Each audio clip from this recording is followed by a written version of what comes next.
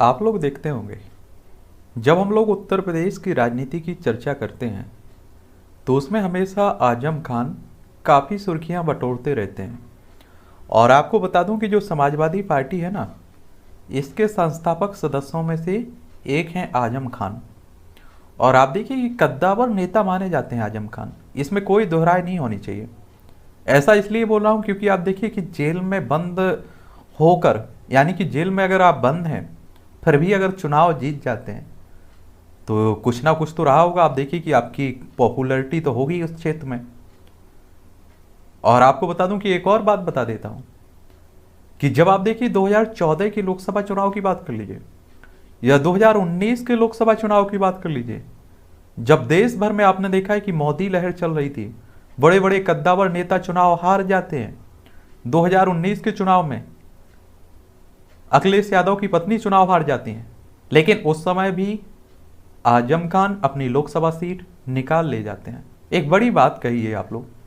तो आजम खान के बारे में आज हम लोग एक सामान्य जानकारी देखने की कोशिश करेंगे और इस तरह के नेताओं के बारे में हमें मालूम होना चाहिए। आपकी स्क्रीन पर भी आपको दिखाई भी दे रहे होंगे कौन, आजम खान। और आप देखेंगे आजम खान, ये आप देखिए मुलायम सिंह यादव, अखिलेश यादव, शिवपाल यादव। और एक आप देखिए कि जब आजम खान, शिवपाल यादव और मुलायम सिंह आप देखिए एक होकर राजनीति करते थे तो समाजवादी पार्टी चार चार राज्यों में आप देखिए चुनाव लड़ती थी और एक मजबूत पार्टी थी। ये आप देखेंगे कि आजम खान के बेटे हैं और देखिए आप लोग कि अखिलेश यादव के काफ़ी करीबी भी माने जाते हैं आजम खान। और उत्तर प्रदेश से निकल के आते हैं। उत्तर प्रदेश की राजधानी लखनऊ है। यहाँ विधानसभा में 403 सीटें हैं, विधान परिषद में 100 सीटें हैं, राज्यसभा में 31 सीटें हैं, लोकसभा में 80 सीटें हैं। और इसीलिए आप देखते ही है कि उत्तर प्रदेश राजनीति की दृष्टि से काफ़ी महत्वपूर्ण माना जाता है। और कई चुनावी रणनीतिकार या आप कहिए कि चुनावी जो सलाहकार होते हैं वो ये भी कहते हैं कि जो आप दिल्ली की गद्दी देखते हैं ना, इसका रास्ता लखनऊ से होकर जाता है। और आपने देखा होगा कि अधिकतर प्रधानमंत्री उत्तर प्रदेश से ही निकले कर आए हुए हैं। आप देखिए जो हमारे पहले प्रधानमंत्री थे कौन, नेहरू साहब, जवाहरलाल नेहरू साहब। वर्तमान प्रधानमंत्री को देख लीजिए, मोदी साहब को, बनारस संसदीय क्षेत्र है इनका। आजम खान के बारे में अगर हम लोग बात करें तो आजम खान का जन्म 14 अगस्त 1948 को उत्तर प्रदेश के रामपुर में हुआ था। और आपको बता दूं कि हमें आज़ादी कब मिली थी, भारत आज़ाद कब हुआ था, 1947 में।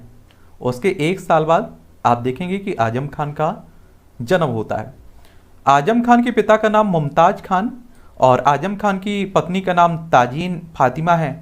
और आजम खान के दो बेटे हैं, एक अदीब खान और एक अब्दुल्ला खान। और आप सभी जानते हैं कि अब्दुल्ला खान भी क्या है, विधायक हैं इनके अभी। अगर हम लोग इनकी शिक्षा की बात करें आजम खान की, तो आजम खान ने अपनी स्कूली शिक्षा रामपुर के बकर स्कूल से पूरी की और इसके बाद आजम खान ने रामपुर के सुंदरलाल इंटर कॉलेज से स्नातक की पढ़ाई की हुई है। और इसके अलावा आजम खान ने 1974 में अलीगढ़ मुस्लिम यूनिवर्सिटी से LLB ऑनर्स की पढ़ाई पूरी की हुई है। तो आप कह सकते हैं कि पढ़े लिखे भी हैं, क्या है, आजम पढ़े लिखे भी हैं। और आप देखेंगे अगर हम लोग राजनीतिक सफ़र की बात करें इनके, तो आजम खान ने अपनी राजनीति की शुरुआत 1974 में अलीगढ़ मुस्लिम विश्वविद्यालय में पढ़ाई के दौरान की थी। और आप सभी जानते हैं अगर आप लोगों को राजनीति करनी होती है तो बचपन से ही आप देखिए, जब आप लोग छात्र जीवन जी रहे होते हैं वहीं से आप लोग छात्र राजनीति शुरू कर देते हैं और तमाम संगठनों से जुड़ना शुरू कर देते हैं। आजम खान अलीगढ़ मुस्लिम विश्वविद्यालय के छात्र संघ के महासचिव चुने गए और इसी बीच देश में आपातकाल लग गया। आप सभी को मालूम होगा कि इंदिरा गांधी के समय 1975 से लेकर 77 तक राष्ट्रीय आपातकाल लगाया गया था, इमरजेंसी लगी थी। सरकार के विरोध के कारण आजम खान को जेल भी भेज दिया गया था और उस समय आप देखिए बड़े बड़े कद्दावर नेता जेल में डाल दिए गए थे। लालू प्रसाद यादव देख लीजिए आप लोग, उस समय आप देखिए कि JP आंदोलन चला था, आपने देखा होगा, जयप्रकाश नारायण का। और उसी के कारण आप देखिए कि जब 1977 में राष्ट्रीय आपातकाल खत्म होने के बाद देश में चुनाव हुए तो उसमें इंदिरा गांधी अपनी सीट हार जाती हैं और कांग्रेस बहुत बुरी तरह से चुनाव हार जाती है। फिर उसके बाद जेल से छूटने के बाद आजम खान ने विधानसभा चुनाव लड़ा, लेकिन संसाधनों की कमी के कारण आजम खान को कांग्रेस के मंजूर अली के खान के हाथों हार का सामना करना पड़ा और आजम खान साल 1976 में जनता पार्टी में शामिल हो जाते हैं। इसके बाद वह लोकदल से जुड़ जाते हैं, फिर से जनता पार्टी में चले जाते हैं। इस तरह से इस पार्टी से उस पार्टी में चलते रहे। राजनीतिक अस्थिरता के दौरान आजम खान ने कई पार्टियां बदली और आजम खान पहली बार जनता पार्टी के टिकट पर रामपुर से चुनाव जीतकर उत्तर प्रदेश की विधानसभा में पहुंचे थे। और आप सभी जानते हैं कि जब आप लोगों को विधानसभा का सदस्य बनना होता है तो आपकी उम्र 25 साल होनी चाहिए। आपको चुनाव लड़ना होता है और जो विधायक का चुनाव करते हैं जो लोग, डायरेक्ट जनता के द्वारा होता है। और आप देखते हैं कि अगर आपकी उम्र भी 18 साल हो चुकी होगी तो आप भी वोट डालने जाते होंगे। इसके बाद वह लोकदल के टिकट पर विधायक बने। अगले कार्यकाल में आजम खान ने जनता दल के टिकट पर चुनाव लड़ा और विधायक बने। इसके बाद आजम खान ने वापस जनता पार्टी के टिकट पर विधानसभा चुनाव जीता। इसके बाद आजम खान ने साल 1993 में समाजवादी पार्टी के टिकट पर रामपुर से चुनाव लड़ा और जीत भी हासिल की हुई है। और 1993 से आप देखिए कि समाजवादी पार्टी से जुड़े हुए हैं। आजम खान पहली बार साल 1989 में उत्तर प्रदेश सरकार में कैबिनेट मंत्री बने। साल 1994 में आजम खान समाजवादी पार्टी की ऑल इंडिया जनरल सेक्रेटरी बने। इसके बाद आजम खान ने साल 1996 से सन 2002 तक राज्यसभा के सांसद रहे और 13 मई 2002 से 29 अगस्त 2003 तक आजम खान उत्तर प्रदेश विधानसभा में विपक्ष के नेता भी रहे। इसके बाद सितंबर 2003 से लेकर मई 2007 तक समाजवादी पार्टी की सरकार में आजम खान कैबिनेट मंत्री बनते हैं। क्या बनते हैं? कैबिनेट मंत्री बनते हैं। मुलायम सिंह की बात हो रही, मुलायम सिंह के समय की। आजम खान ने साल 2009 में हुए लोकसभा चुनाव में अपनी ही पार्टी की उम्मीदवार जया प्रदा के खिलाफ चुनाव लड़ा, लेकिन वह हार जाते हैं। इसके बाद उन्हें 6 साल के लिए समाजवादी पार्टी से बाहर का रास्ता दिखा दिया जाता है और फिर हालांकि 2010 में आजम खान को वापस समाजवादी पार्टी में शामिल कर लिया जाता है। साल 2012 में जब उत्तर प्रदेश में वापस समाजवादी पार्टी की सरकार बनी और अखिलेश यादव मुख्यमंत्री बने तो आजम खान को कैबिनेट मंत्री बनाया गया। कब? अखिलेश के समय, जब अखिलेश यादव मुख्यमंत्री बने। और आप देखिए कि अखिलेश यादव को मुख्यमंत्री बनाने में आप देखिए सबसे बड़ा योगदान किसी का था तो वो आजम खान का था।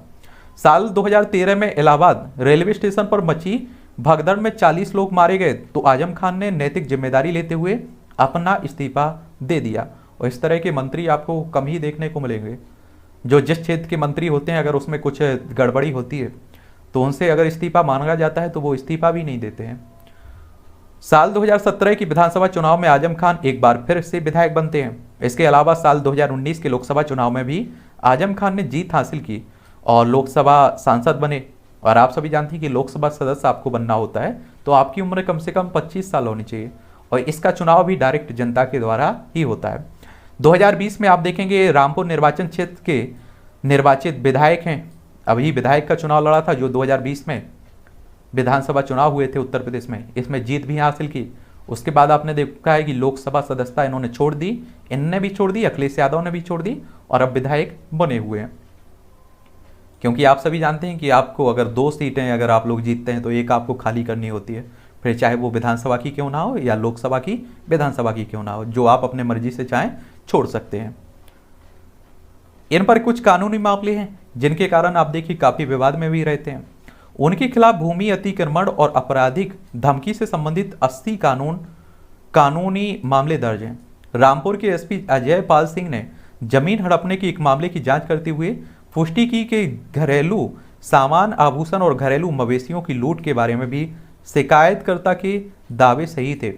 खान द्वारा स्थापित गैर सरकारी संगठन जोहर ट्रस्ट के खिलाफ जमीन हड़पने के कई मामले दर्ज हैं।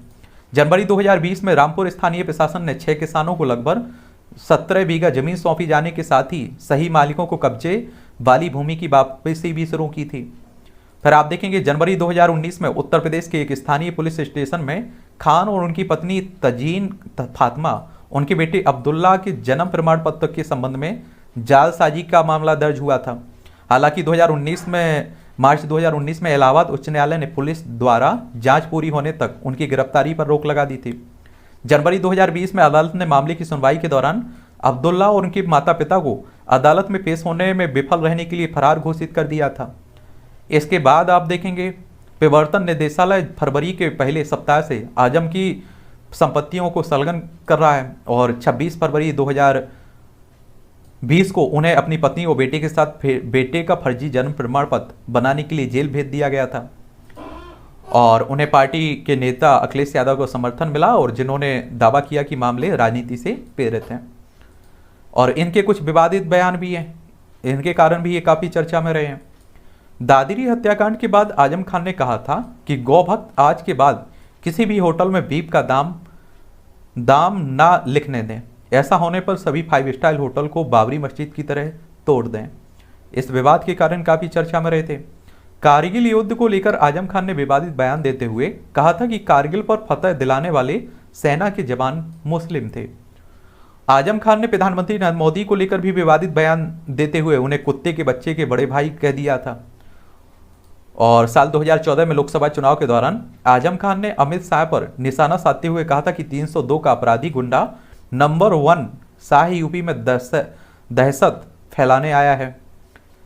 और बदायूं के एक कार्यक्रम में आजम खान ने विवादित बयान देते हुए कहा था कि गरीब घरों की महिलाएं यार के साथ नहीं जा सकती हैं, लिहाजा ज्यादा बच्चे पैदा करते हैं।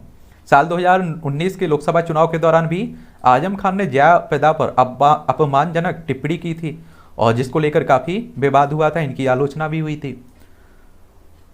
तो ये विवाद भी हो गया उनके बारे में। और भी अगर किसी के बारे में बात करनी हो तो बताइए, उन पर भी हम लोग बात कर लेंगे। और देखिए हमारे देश के नेता हैं, राजनेता हैं, तो इन लोगों के बारे में आप लोगों को जानना चाहिए कि आपका देश का नेता किस तरह का है, उसका पारिवारिक बैकग्राउंड क्या है, उसका आप देखिए राजनीतिक सफ़र किस तरह से रहा है, उस पर कौन कौन से विवाद जुड़े हुए हैं उससे। ठीक है।